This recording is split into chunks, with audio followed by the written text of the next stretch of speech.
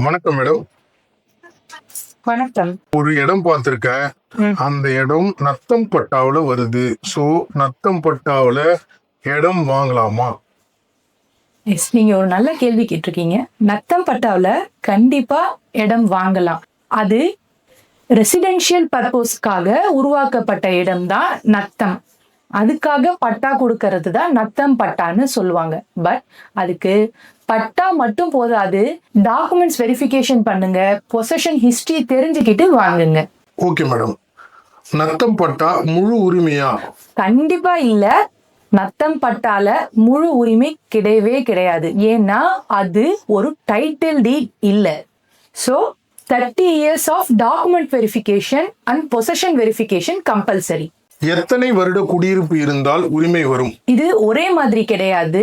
Facts and proofs இது அடிப்படையில தான் ஒவ்வொரு கேஸும் தீர்மானிக்கப்படும். நத்தம் நிலத்தில் வீடு கட்டலாமா? கண்டிப்பா கட்டலாம். ஆனா அதுக்கு local body approval and clearance கண்டிப்பா வேணும்.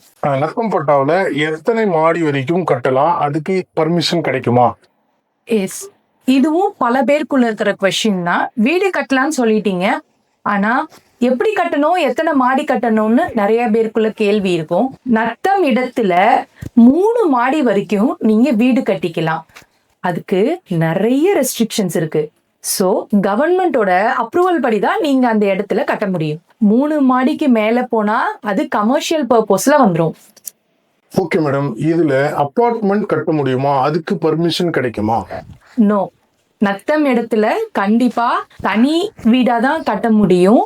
அபார்ட்மெண்ட் கட்ட முடியாது. சப்போஸ் கட்டிட்டீங்கன்னா அது கமர்ஷியல் பர்பஸா மாறிடும். நத்தம் பட்டா அப்படிங்கிறது குடியுரிமைக்கான இடமே தவிர அது கமர்ஷியல் கிடையாது.